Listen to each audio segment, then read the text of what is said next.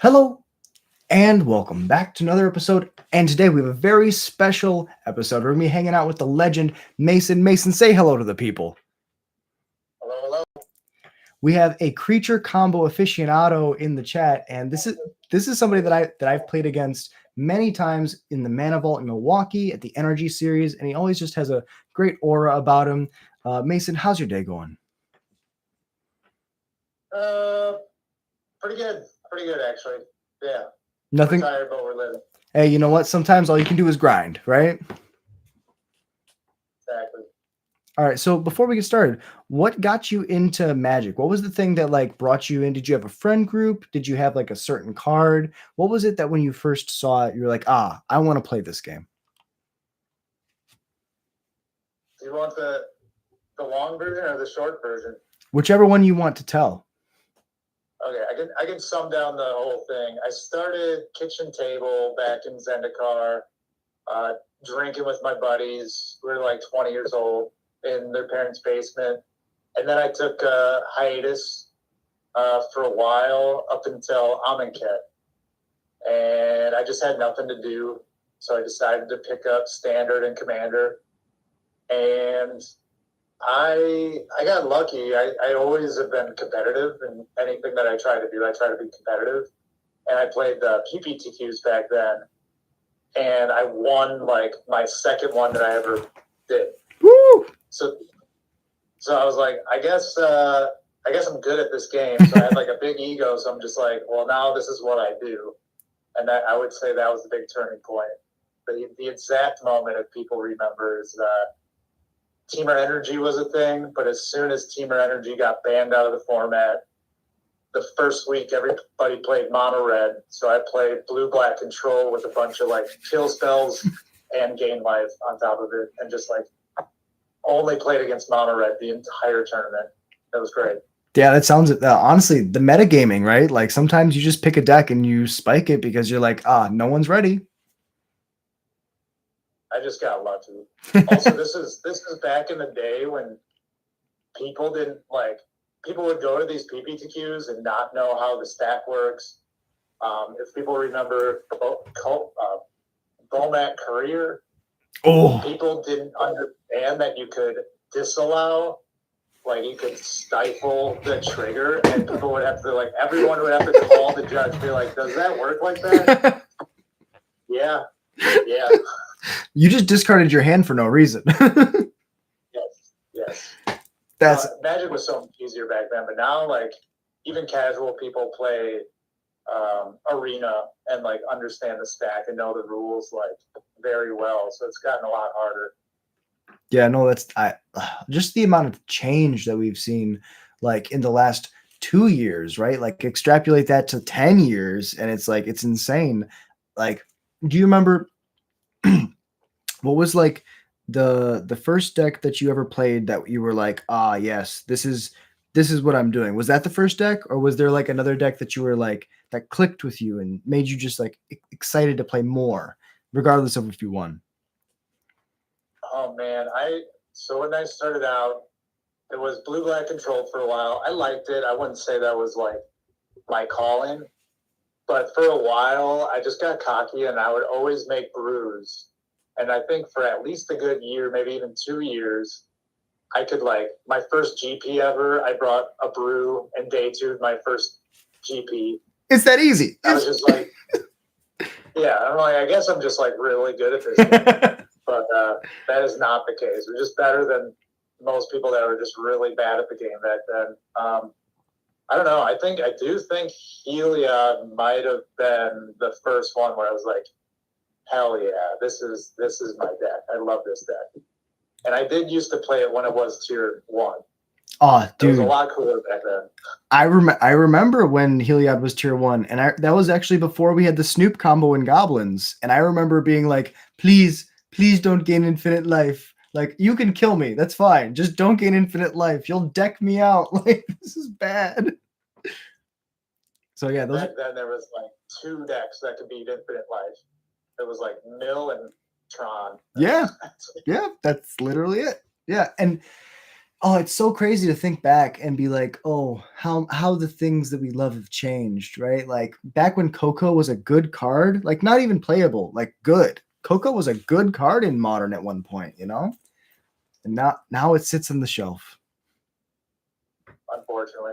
Yeah, and hopefully we can change that today. Actually, you brought up a perfect segue. We're going to be actually playing Goblins versus Heliod combo. I want to see what's the better creature combo deck, the tier 1 combo deck of Days of Yore or my favorite combo deck. We'll see. And before we get started, is there anything that like you enjoy? Anything you have to like anything you want to shout out? Do you have a social medias? Do you have any links that we can get out there to like boost you a little bit? Because you're just such a great guy, and every time I interact with you, I'm like, you know what? This guy needs a little bit more publicity. I mean, if I could be a shill for myself, Yes. sell magic cards. I'm on TCG Player, Mason Forge, all one word, whatnot, same thing, Mason Forge. Facebook, I'm selling a bunch of stuff, and also Mana Pool. So I'll actually shout out to Mana Pool. Mana Pool is like a newer competitor to TCG Player that I just found out about. I don't know if you heard of it before. No, first I've heard this. Awesome though. But it sounds like it helps both it's cheaper percentage wise than TCG Player, and the shipping is really nice to the seller as well. So that's pretty much it. Just selling cardboard. Yeah, and I'll have all of those links in the description down below. But if you want to go buy some singles or sealed product, go hit up Mason Forge on, it sounds like, almost everything, and we'll have those links down below. But let's jump into some games. I'm going to share my screen real quick, and away we. This is the Goblin list that I've been playing for a while now, and so we're just going to jump right into it. I'm going to send you a challenge. Let me see. Not vintage. No, definitely not vintage. Wrong format. Modern Energy Monday. Got some spice in here. Boom. I think that was best of 3. Yes, best of 3. Perfect. While we're waiting, so you're playing Heliod today. Are there any other decks that you enjoy playing? Any other kinds of archetypes that that tickle your fancy?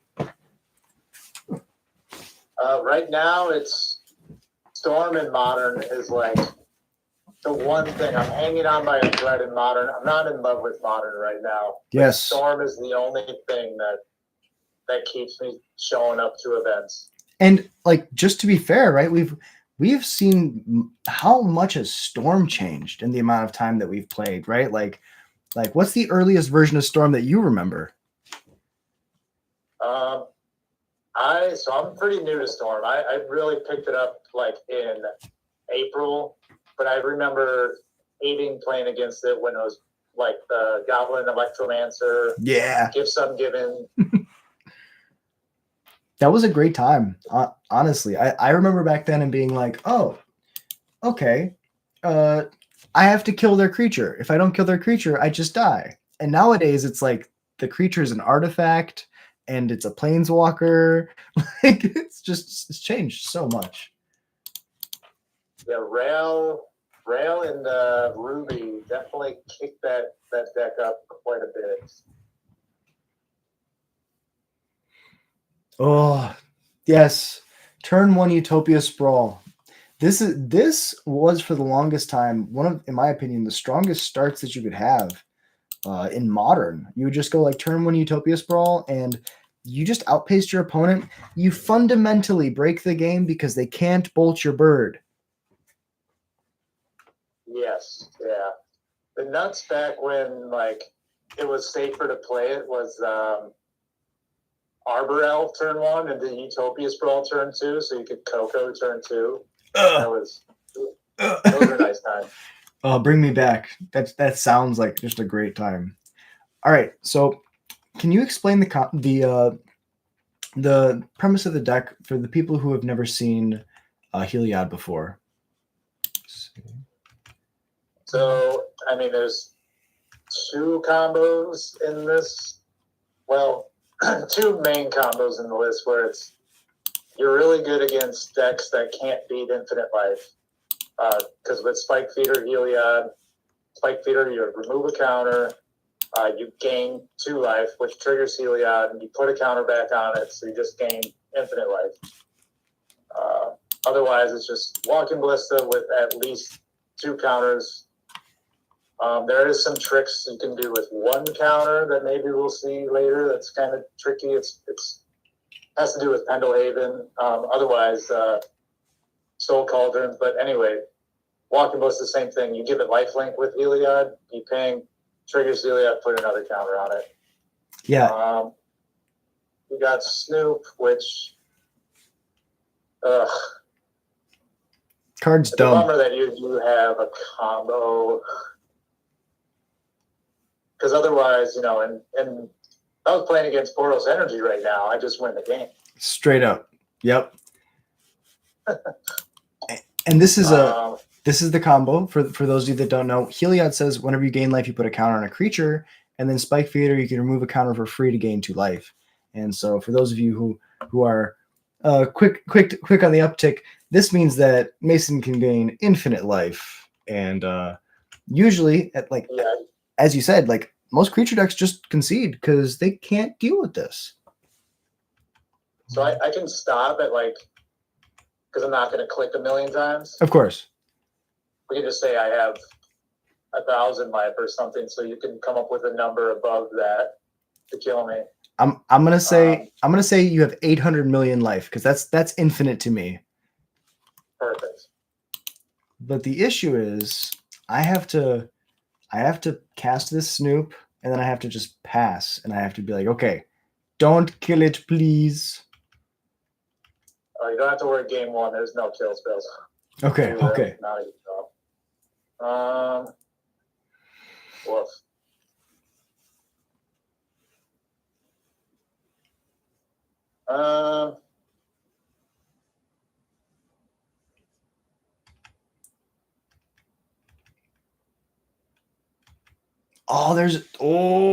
I see something. Brood Scale's really sweet. Yeah, there's a little spice with the Brood Scale. All right, so we do have the combo, but the issue is that I have to go for the combo at one point, and we can articulate this so that we don't have to actually go through all of it. I'm going to cast my combo, right. But the issue is, in response, you have to come up with a number, and then when you attack, I come up with a number above that. Exactly. And so I don't believe that I can win this game. I would like to put a Kiki Jiki on top, just for the people at home. And for people who've never played against creature combo decks, right, this is a really interesting nuance where it's like we kind of just stare at each other now, because if I make the first move, you win. And if you make the first move, I think you still win. So I'm going to pass it over.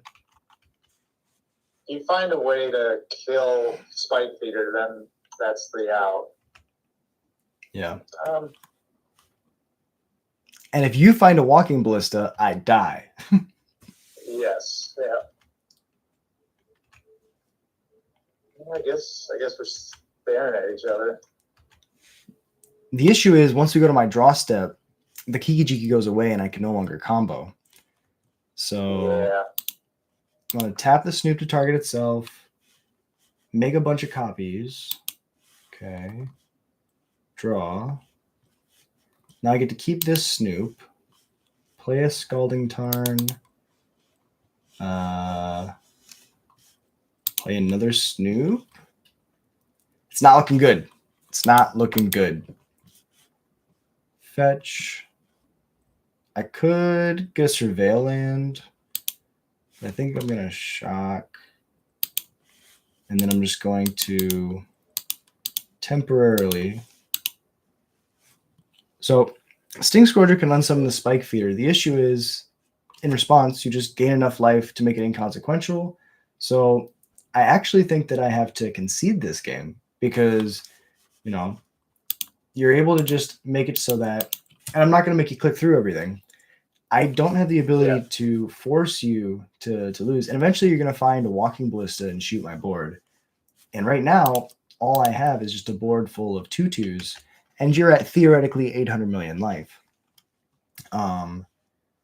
So I'm actually going to concede so we can go to sideboarded games, which feels counterintuitive. But if we were in paper, right, you have a lot more agency here to just say, okay, you die now, right? Right. And I can just play the spike feeder, force you to have another removal and try to set it up as well. Yeah. And just kind of go back and forth. And instead, in the sake of time, definitely just go to the sideboard of games and say, okay, what do I have here? Not much, honestly. Boros Energy is very different than Heliod combo. A little bit. We're not trying to. I don't know. It's definitely weird. All of my aggressive cards can come out. Krenko is not good here.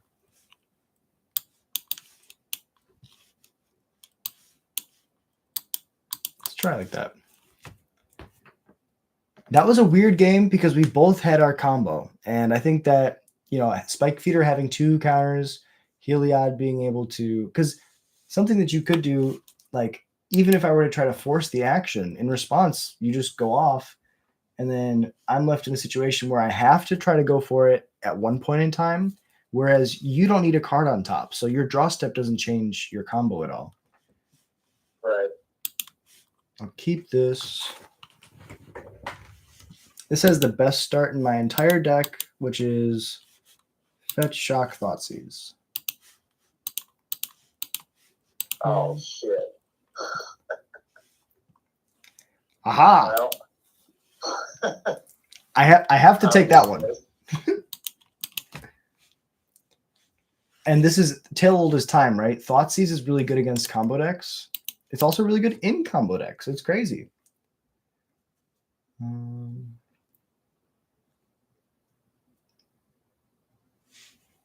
Yep. Oh, I drew my second best start second. So let's go play this vial in 1, pass it over.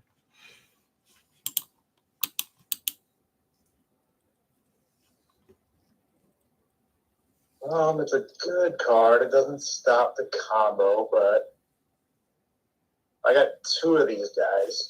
Ooh. Yeah, and this is something that I can only beat this with a Mog Mob, but even then, if you have anything else, I really don't. And that's the biggest addition for my deck is being able to play Mog Mob is huge. Okay, well I have. You can still combo over this because you're dealing 2 per thing. Yeah. But if I have 2 of them, then that's unfortunate. Your sideboard card versus my sideboard card. Mono el mono. Oh my goodness, these draws are crazy. Not in a good way. Untap forest. Okay. All of the mana. That's so many elf. Or that's not even elf. Halflings. Oh my god, 1/1 beatdown. Beats. Who needs a grizzly bear when you have a 1/2? Uptick. Yes. Okay, we have a dream.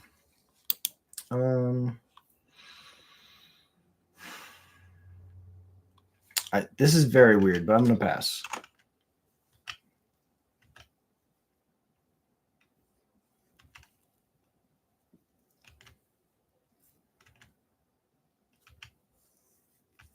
Vial allows me to do some very disgusting things.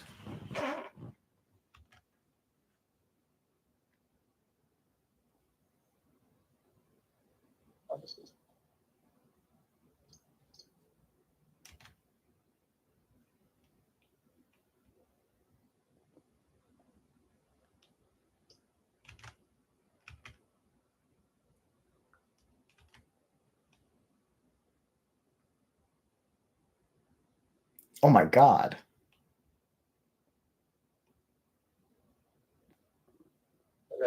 Big Ballista. Well,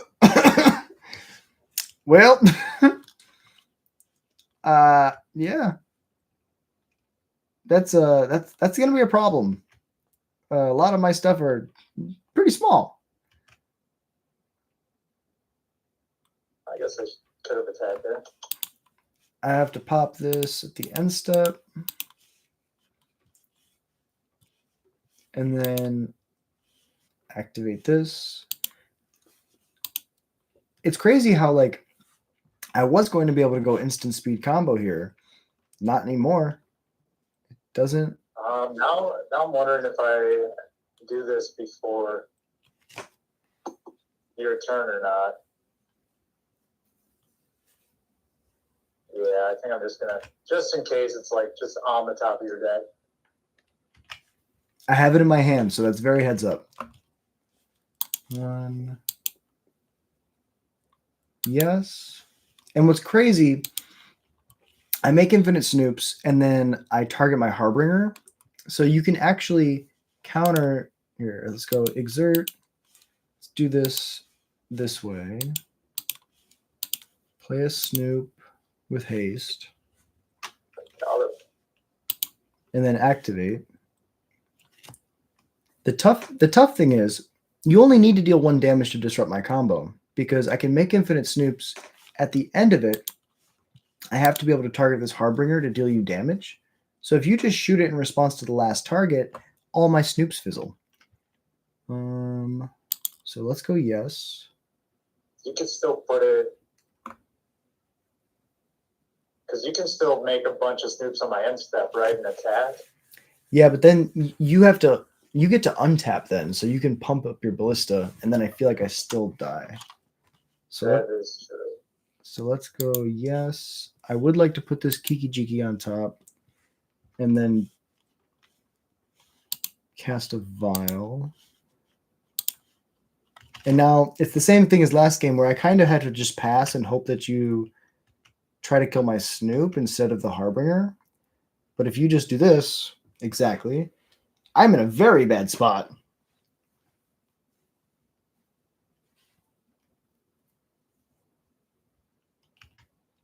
Yep. And this is what I thought was going to happen this entire match, is Ballista just solos my deck. Do you remember Ballista being in standard? Yeah, I remember. It was just such a generically good card. It was played in like Teamer Energy. It was played in a bunch of decks, but we don't really remember it because it was just a card. But like double Ballista was some of the nastiest turns that I think I've ever seen. You know, like Ballista X3, Ballista X4, like. I'm just gonna go for it now. Yep. I like that a lot. Now I don't have an avenue to combo. And when we play the mid-range game plan, I really can't beat this Ballista. So now we'll go to mine. Okay. Triggers. Yes. Yes. Oof. Kiki Jiki is the draw. Pass it over. And this really highlights the power of Ballista, right? Like this is a card where if you're playing against any deck that has X1s, you just like dunk on them. And there's not much they can. Oh, okay. I used my EE. I don't really have an out for that. Yeah. All right. Your sideboard cards are coming in clutch.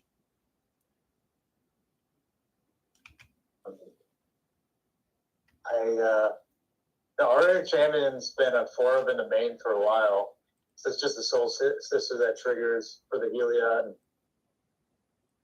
Yes. Feels kind of like cheating in this matchup, but no. This is why I wanted to play. I wanted people to see the power of this deck. People haven't seen this deck in such a long time, and there's cards in. This is the thing, right? How like Auric Champion is that from 5th Dawn? Like this is a card that's been in Modern. I am incentivized to block. because the ballista damage gets huge so fast. Like, Champion's great. It's been in Modern forever. And look at it, like, hosing my deck in 2025. I think it was this year, or it might have been the last tournament, Last Energy last year, where I was playing for hypothetical winning in, playing Heliod, and I played against Red-Green Prowess. And just Oriok Champion was an absolute house. Yeah, that's nasty. Yeah, I can't even imagine against Prowess. That's a great point. They're like Monastery Swift Spear. You're like Oriok Champion, and they're like, fuck. Yeah, and funny thing is, they like interviewed me. They're like, "Well, looks like you might be getting into top 8," and I got 9. So. No. All right, so I guess I could do this on your turn. I don't think it matters. I would like to do this. I want to try to unsummon this Ballista. Usually not what you want to be doing, but we're going to try it. For science! I imagine this matchup is a bunch of your deck is a bunch of very cunning and intelligent individuals working together to assemble a combo, and the Goblins are just like a fucking line of goblins running off a cliff. Like, yeah! Response. Yes. I will try to Kiki Jiki, copy the matron. Just to try to get some value. Yep. We had to try. We had to try. Then we can auto yield. And this goes to show the power of Ballista, right? Like, this is, like I've said it multiple times already, but just being able to have the option to be like, yeah, I want to ping down the important creatures. And you can keep the rest of them. And look, you have a literal army of 1/1s, and I'm going to die. Here it comes. Guess who's back? Ballista's back.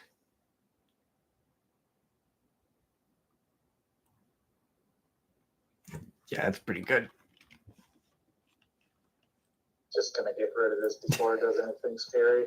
I respect that. I respect that. Kiki Jiki, traditionally pretty scary. I can't even block. It's got pro red. All right. As crazy as this sounds, I'm gonna try to keep. Echo? Yeah, I'm gonna pay for Echo. Yes, this ability is fine. Okay. No.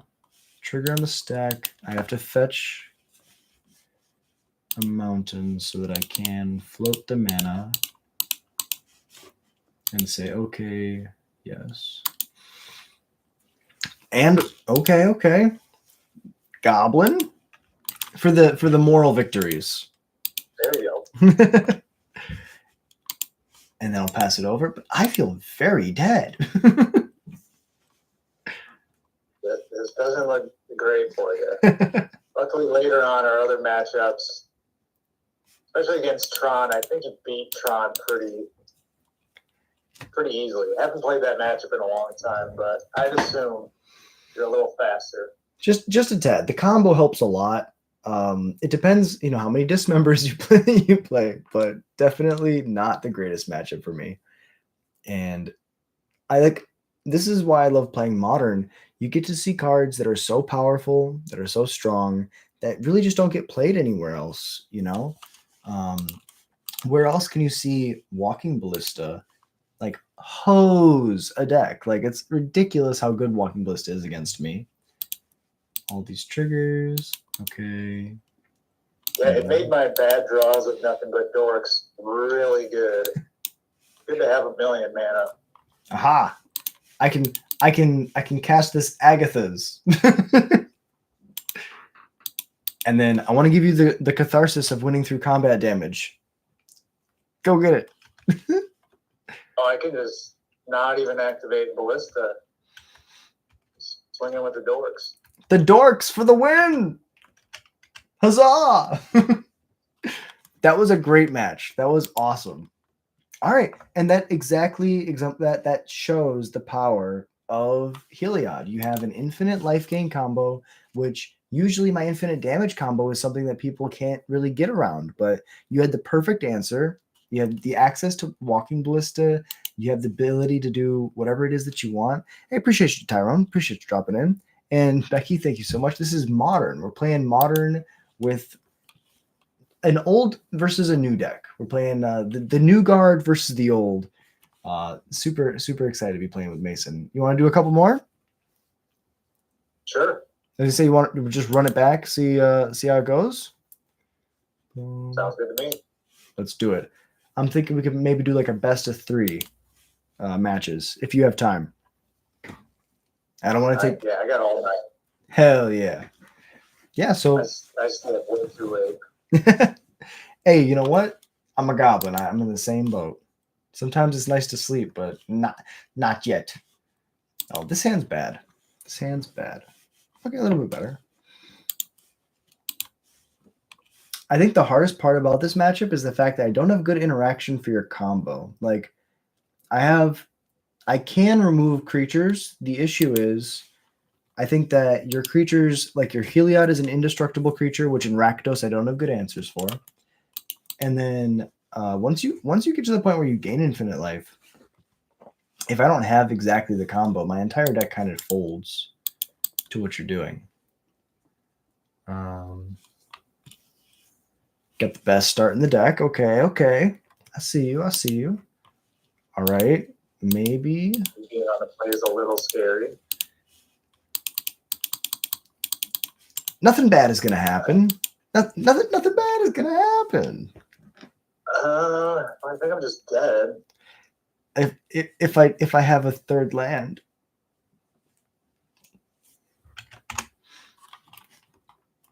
And this is the pain of playing a combo deck. Sometimes sometimes you just don't have the land you need. So we have to do the quote unquote fair thing.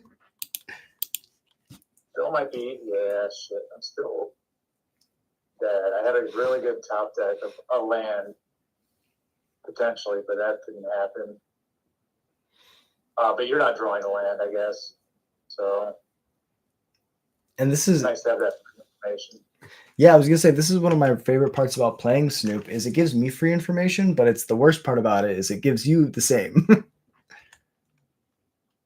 Oh, Auriok puts counters on things. Oh my god. I didn't even realize that's crazy synergy with Heliod.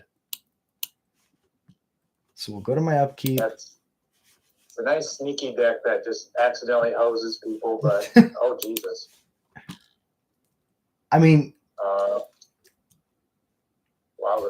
I'm gonna have a big lady. Yeah, it's not looking good for me. I'm like, yeah, this Krenko's gonna let me go super wide and attack, and this Auriok champion's like, nay.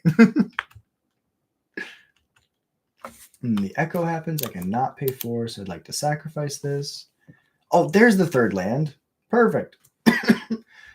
No attacks. Right on time. So I should be dead, but no. Let's see if the client crashes out right now. This is the other little fun combo in the deck.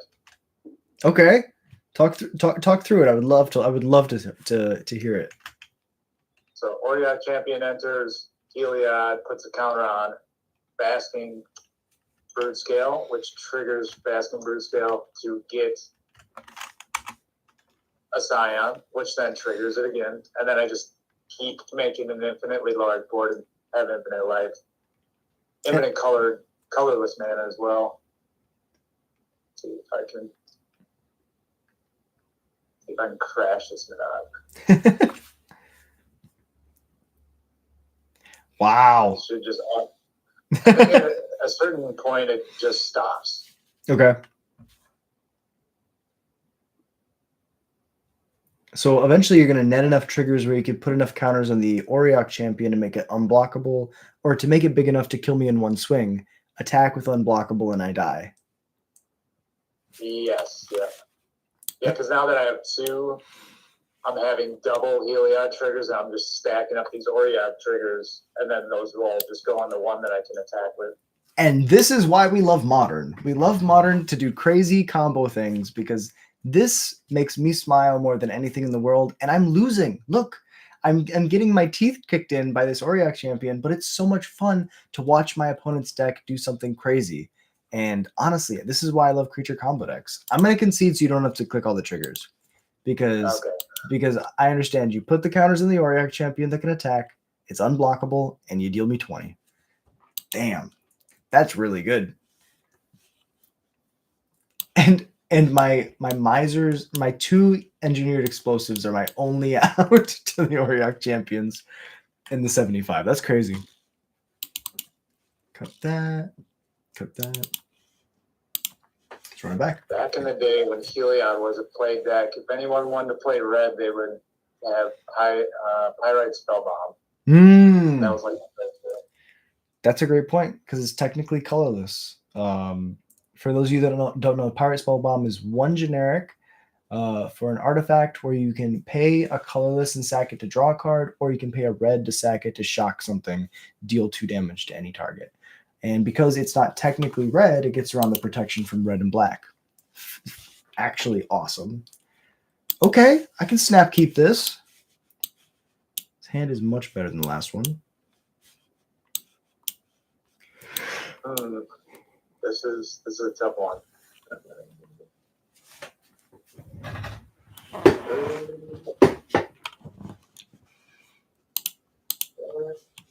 We'll risk it. Risk it for the biscuit. All right. No upkeep stop required this time. Bloodstainmire, pass it over.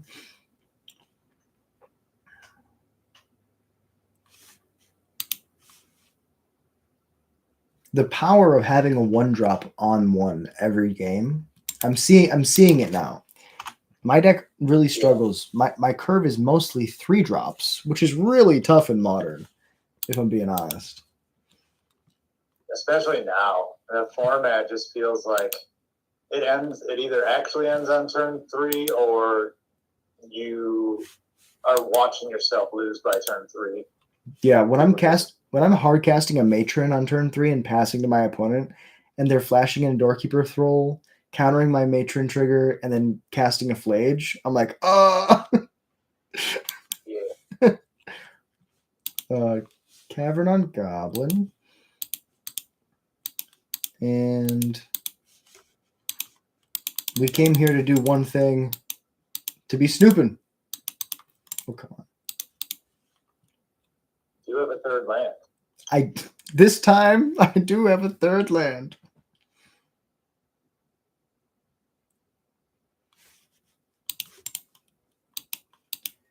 Was this list before Skyclave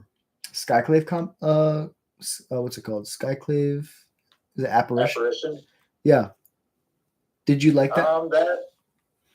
That's definitely the sideboard. Yeah, that makes sense. That makes a lot of sense. It's just not good in the field, right? What's that? It's just not good, like, overall. It's very specific. Yeah, and nowadays it's so slow. I'm just gonna hope to get lucky. Well,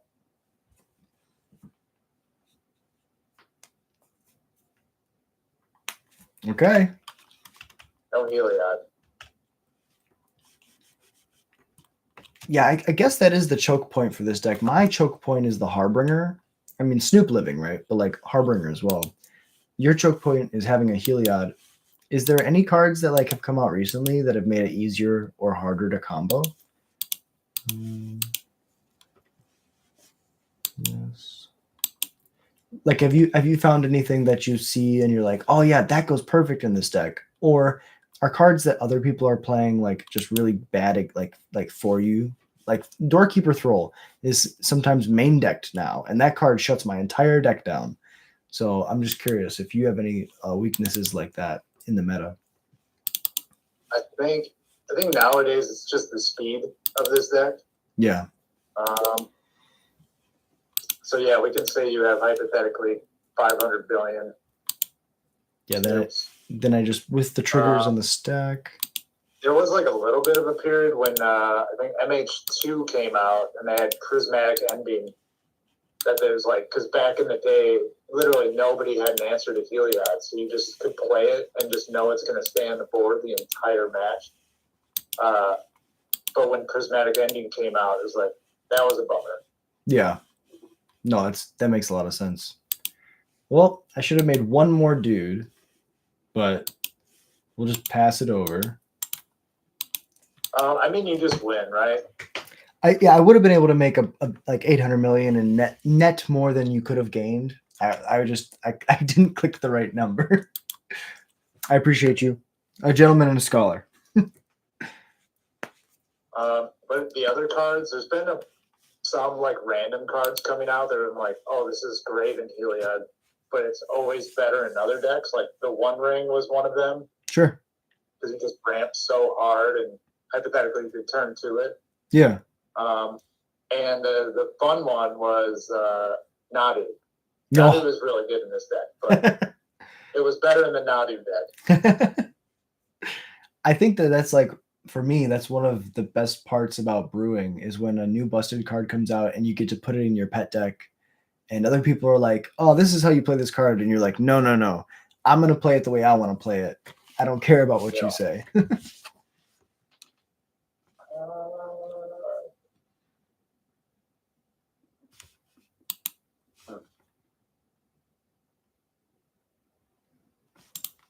I will say one of the beautiful things about playing a combo mirror, our first match didn't even take 10 minutes. Yeah. Yeah, this should be pretty fast. Shock, Vial.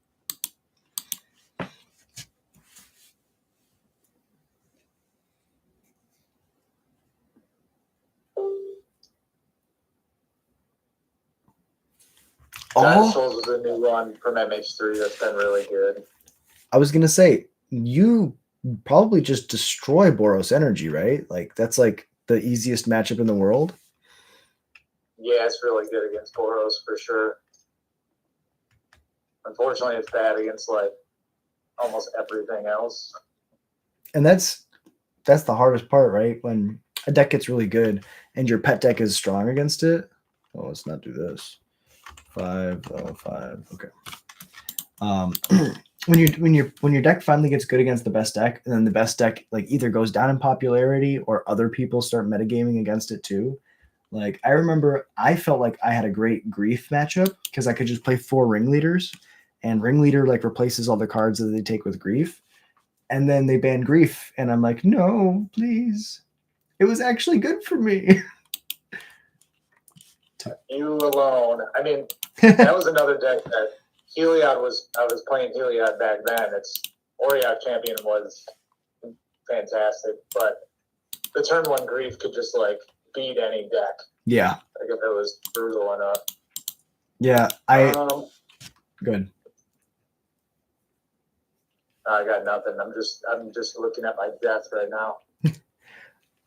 I loved playing against Grief Rescaminator in Legacy with Goblins because I would brag to my friends. The one tournament where I played against it, I had 100% win rate versus Grief with Goblins in Legacy because I just won my 3 matches, and I just have that like screenshot in my phone, and I'm like, yeah, Goblins 100% versus Grief in Legacy.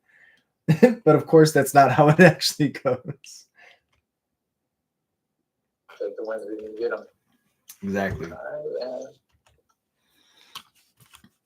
Gonna hope we don't have it, I guess. Nothing bad is gonna happen.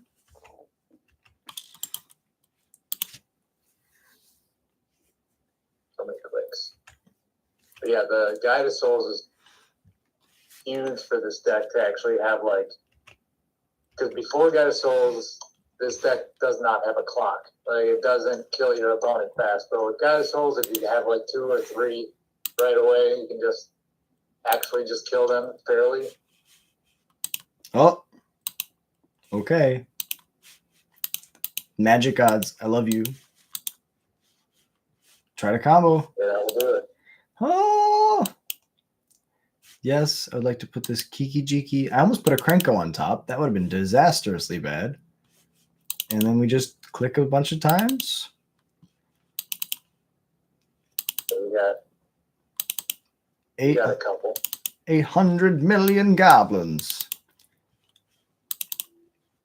Yeah, and the combo mirror is always like this. It's always 2 ships in the night, right? Like I think game 1 of this entire match was like the cool, like I don't want to say the coolest one, but it really showcased the nuance of it, right? Because it goes down to like priority windows, when you choose to activate, all that stuff is just so like nuanced. Whereas like a game like this, where it's like one of us is on the beatdown and one of us is on the combo, it just doesn't even feel. I don't want to say it doesn't feel fair, but it's like very fast and lopsided. Yeah, we could be in. I like to think of it like you could be in totally different rooms, not even talking to each other. You meet up later and be like, "What turn did you win?"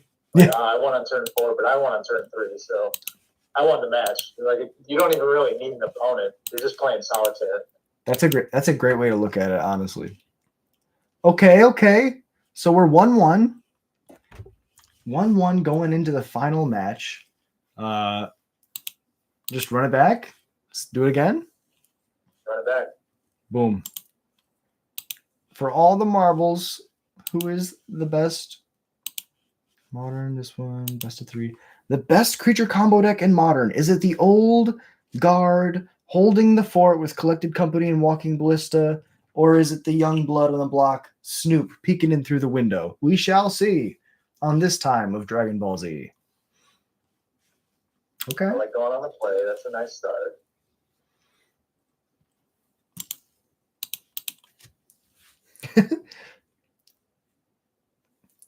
Big shout out to Haviva's. She's in chat saying, "Hey, you need 1-drops. You got to play some 1-drops." 1-drops is strong. My best 1-drop is this Raucous Theater. Okay, we have a Skirk on top. That's technically a 1, but we're gonna throw it away. It's not fast enough.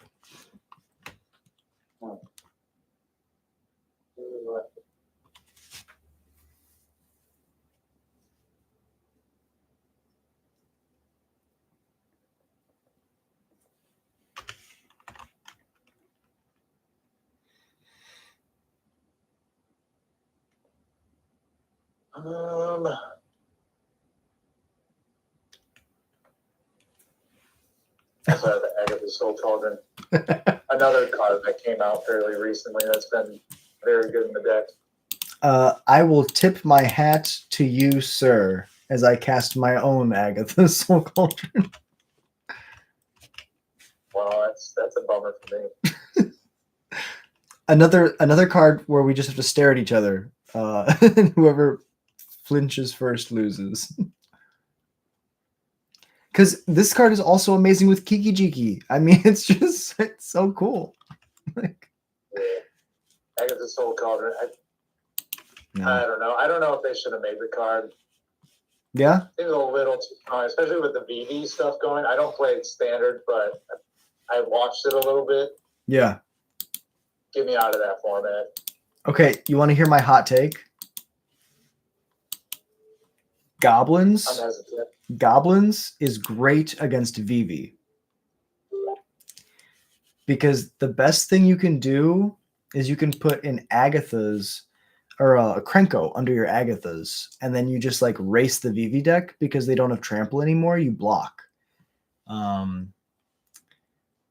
issue is they steal your Krenko and then they have a Krenko. What are we doing? What are we doing? I think I made a little bit of a misplay. I think I should have Agatha your Turk before this resolved.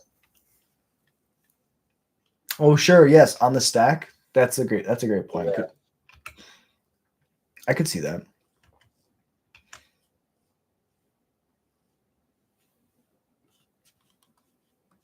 Okay. Woof, woof. I mean, that sounds good for me, but whenever I see the collected company, I'm still scared. Okay, that's not the worst. Well, that was a good top deck that made up for it. How do we do this? 1, 2, 3, 4, 5, 6, 7.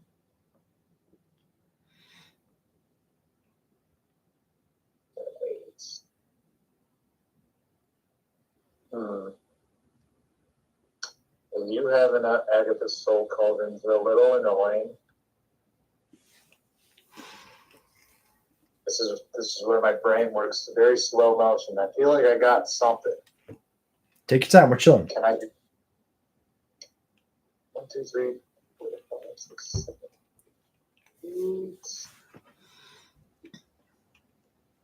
7, 8. Just 6.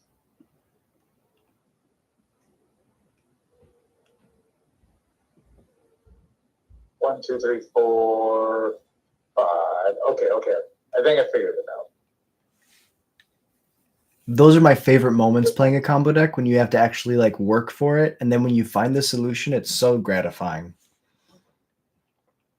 Yeah, that is why I usually gravitate towards combos. It's like, I don't know. I like that you can just focus on what you're doing and you just have one goal. When it comes to mid-range decks where you have to like navigate what your opponent's doing on top of it, Yeah, that is too much for me. yeah. I like to say I enjoy having an I win button. I'm just like, okay, punch the I win button. Can you stop this? Ooh, that's a good one. So that forces my hand here. Okay. It's fine. And then yes. I already have my Surveil Land, so I'll just go get my Stomping Ground.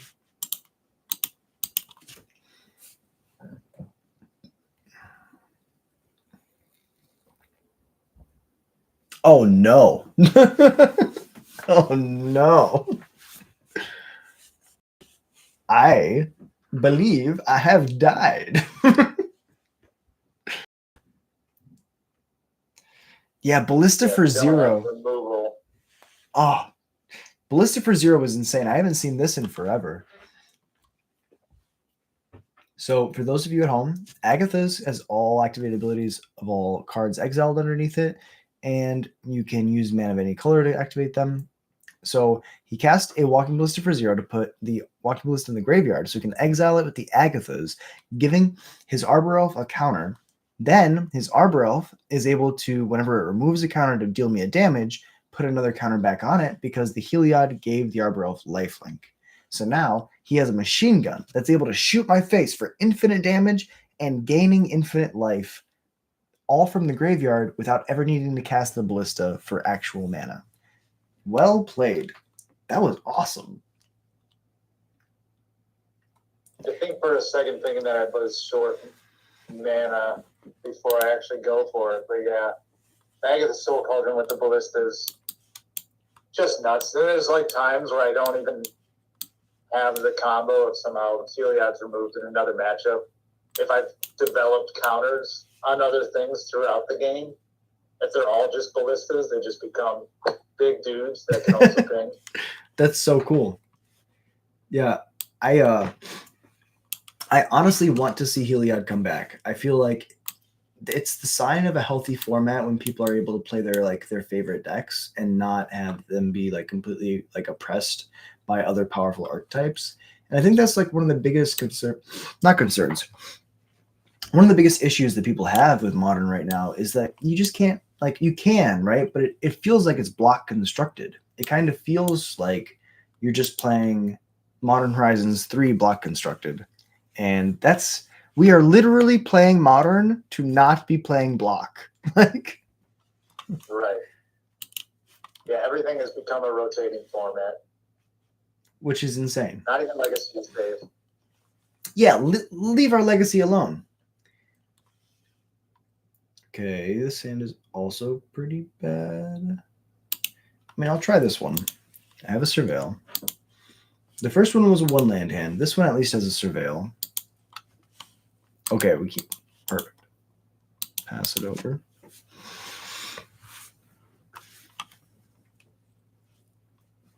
No one drops from you. Yeah, I think this is the first turn one in the entire like episode that we've played where you haven't had a one drop. So that's surprising. We were talking about Legacy. What do you like to play in Legacy? What's something that like makes you happy in Legacy? I kind of go all over the place, but I will say Green Black Depths has been definitely just a pet deck of mine.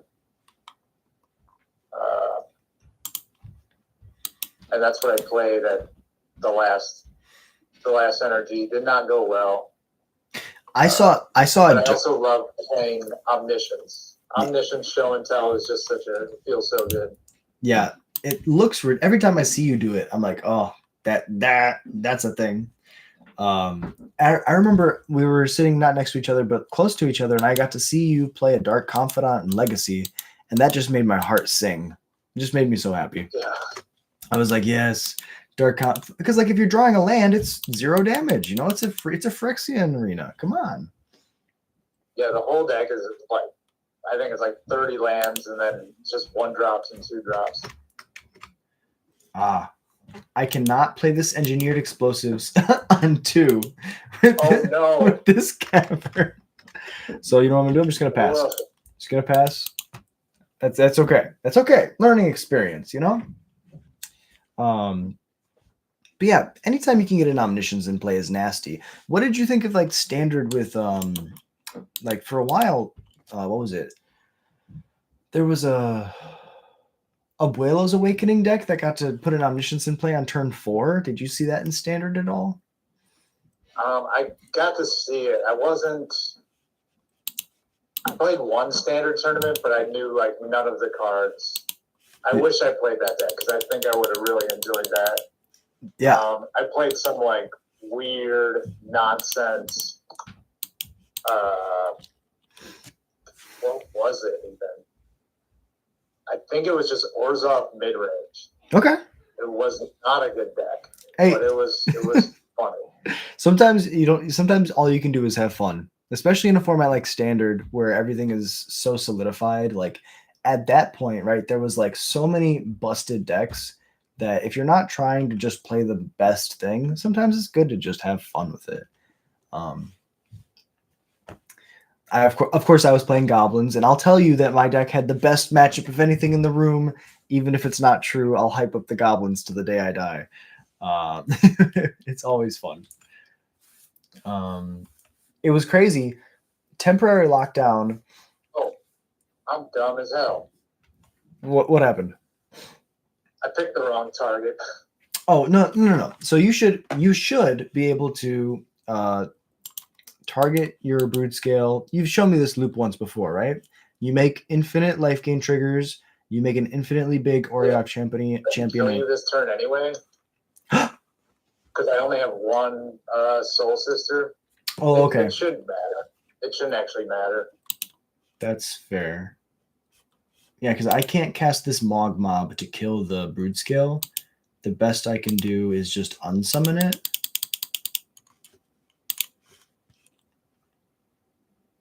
It's funny how bad my hand is here.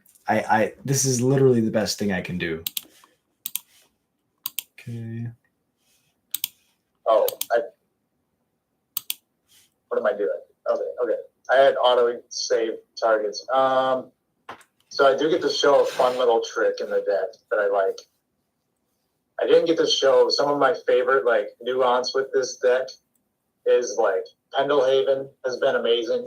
Okay. People don't understand how to like work around Pendelhaven. What's a Pendelhaven? And then I also explain what's Pendelhaven. I also play this. Okay. I can fetch into an Arbor Elf. Oh. Or Arbor Dryad. Yeah. Dryad Arbor. That's the one. We figured it out.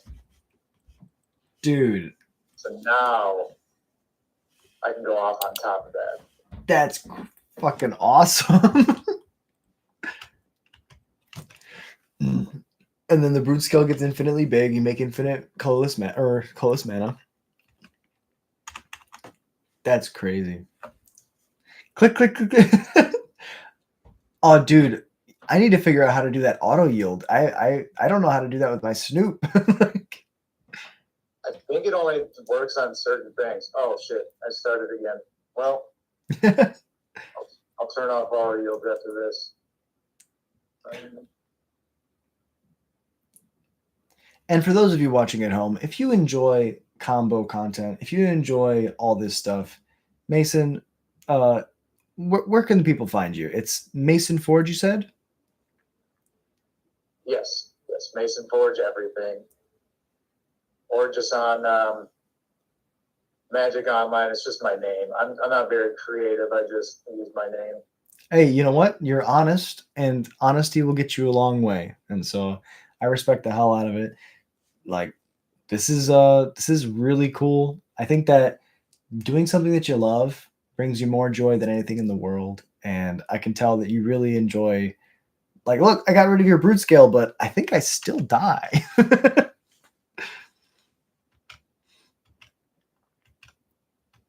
And this just shows the power of Heliod. You know, I have no way to interact with this enchantment because I'm playing Rakdos. And I think all of they've printed some enchantment removal in black recently, but I think all of it is destroy. It doesn't there's like it's all the targeted removal for enchantments in black is destroy, and Heliod is indestructible. So I literally have nothing to do here. Okay, Coco. I'm in danger. Oh, Ranger Captain's so cool. Oh, never mind. Okay. I'm fumbling. No, you're good. But we're good.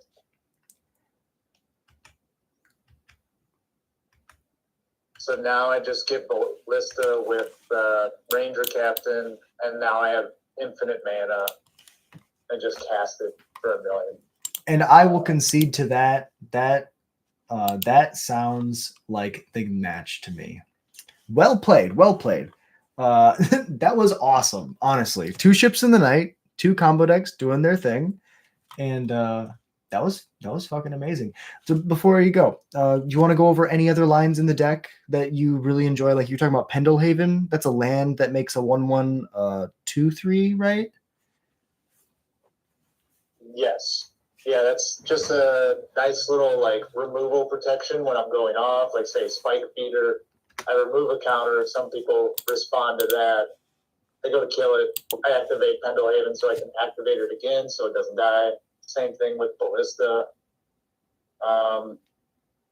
The Dryad Arbor has been really nice that people don't expect at all. Just fetching for it to get another trigger to go off on top of that. Yeah. And a lot of times too, I've had a lot of people ask me after matches, because if I have the combo, like the Spike Feeder combo on the table, I don't activate it if they have open mana, knowing that they have like Lightning Bolt or Fatal Push with a fetch or anything like that. Because as long as I'm not dying to combat, I can just wait until it gets another counter, or I get a Pendelhaven, get extra protection. As long as I am not under any pressure, I'm not forced to do it. So I can just wait until I have more and more protection throughout the game. So a lot of times I'll like wait turns before I even try to combo, even if I have it on the board. That's honestly really smart. That's one of the things that I've learned from the Snoop combo is, you know, I don't have very long because I can't. If you know the combo, if you're watching and you play me in a tournament, I'll give you some tech. If you know that I have the combo, you wait until my next draw step because I'm forced to do it then. But that waiting game can serve you really well in a combo deck, right? Because you force your opponent to take the first action, and then that gives you a priority window where in response you can win. And you know, having an ability that you can win at any time without needing the top of your deck to be the same, like that's incredibly powerful. And playing with I would say messing around with priority in a combo deck is like one of the best feelings in the world, where you're just like, okay, you've taken an action, stop. I will now win. I like to say you're basically playing counter magic in your green-white combo deck. You're like, you put a spell on the stack, I'm going to counter that spell by just going off in response. And it feels really good. I really enjoy it. And I think like another thing that I like about combo decks is it forces your opponent to know what you're doing. Yeah. Especially playing like off-ish meta combo decks. People are like, well, I really don't even know what's in your deck. Yeah. So they usually make misplays because they're unaware of how fully your deck works. Yeah. You get some like win percentage that way. And people don't want to people hate missing out on like using their mana efficiently. So like how often do they leave up a bolt and then you're like, okay, I could activate now or I could wait. You pass. Then at the end step, they're like, oh well, I would rather use my mana efficiently. They go to bolt and then you instantly win in response. And like putting that not pressure, but that magic psychology to use where it's like, okay, you want to use all your mana efficiently, especially if you're playing removal in a control deck. Just let their natural tendencies work against them. This is not really related, but it just reminded me of a moment at the last energy that I loved. It was the modern re-CQ on Sunday. Unfortunately, I was like, my brain was fried and I should not have been playing Magic. And I like thank my opponents for being patient with me because my brain was like just not working. Like it would just like freeze and be like, I don't know what I'm thinking about. Also playing Storm and freezing up in the middle of like, wait, what was I trying to do again? I had a plan and now I forgot it. So now I got to think about what I was doing. Anyway, I was playing, the last match was against Will. And he was on Neil form. And I had Flusterstorm in my sideboard. I had a turn where turn 2, I could have just played like a Rail or a mana reducer like Ruby. But I instead bluffed that I had Flusterstorm because I knew that he knew that I had Flusterstorm in my deck. He saw it.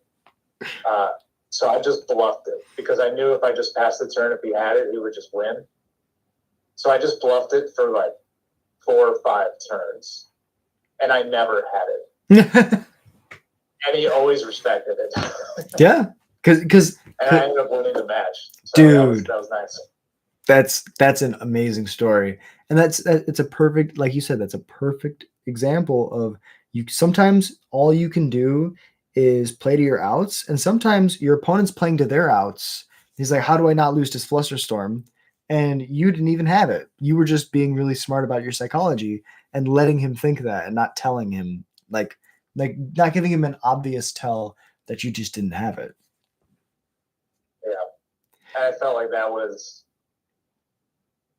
my only route of winning because I knew that, like, well, if he doesn't have it, that's weird. Yeah. I feel like I think he kept 7.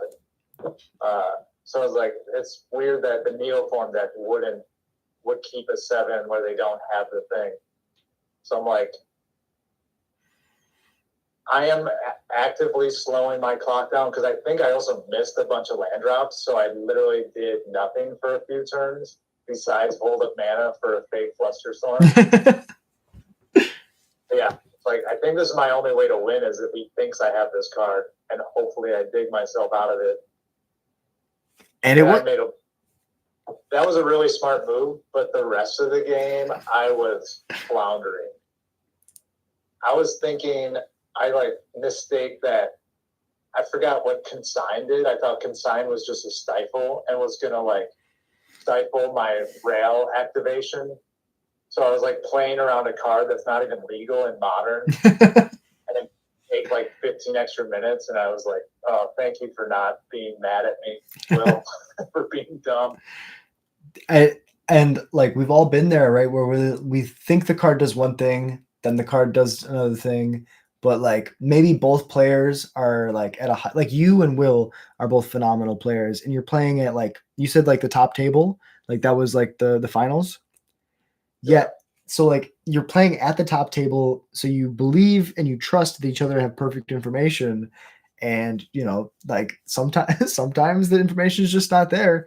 But yeah, that's an amazing story. Big shout out to Will. Will goes to the LGS that I go to. He goes to Boar's Head. He goes to Energy sometimes. Like absolute legend, really cool guy. You big shout out to Mason too. Fucking if you enjoy playing creature combo decks, you should check out Mason. Go buy some of his stuff. You know, like help a brother out. Okay, I'll have the links in the description below. And yeah, thank you so much for doing this with me, man. This was a great time, and I look forward to playing the rest of the decks with you.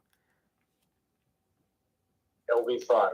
The next few matches, I will not have Oriog champions, so you should have a better time. Do you know what you want to play next time, so we can give the people a little bit of teaser? You can say no. I could leave it up to you. I kind of want to leave Storm to be the final thing, because that's been my like final deck that I've been really digging into. So I think maybe Tron. Tron is probably the second like oldest deck that was like my main deck for a while. And I promise I won't just be packing 4 dismembers because I know that I'm playing against Goblins. Can I ask a favor? I would like that you play 4 dismembers, please. If you don't make any other edits, put 4 dismembers in the deck. I know Tron has a decent matchup because you can like turn 3 Karn, hit my land, and then I can't combo effectively. I want to play the hardest matches that I can to make me better. And I think that traditionally, like back then, Tron played a lot of dismembers. So I wouldn't be too out of character for it. All right. I'll find a happy medium then. I appreciate you. I don't want to just cheese on you. No, are you kidding me? I'll be doing my best with the Snoop to cheese on you. I apologize. But yeah, thank you all so much for watching. Thank you so much for being here. If you enjoy Goblins content, if you enjoy listening to ramble, hit like and subscribe. It's the easiest way to support the channel, and it's free. If you want to do more support the channel, $1 a month gets your name read out on every stream. Till next time, this has been Mason, the absolute legend, Grode, and I hope you have a beautiful day. Peace.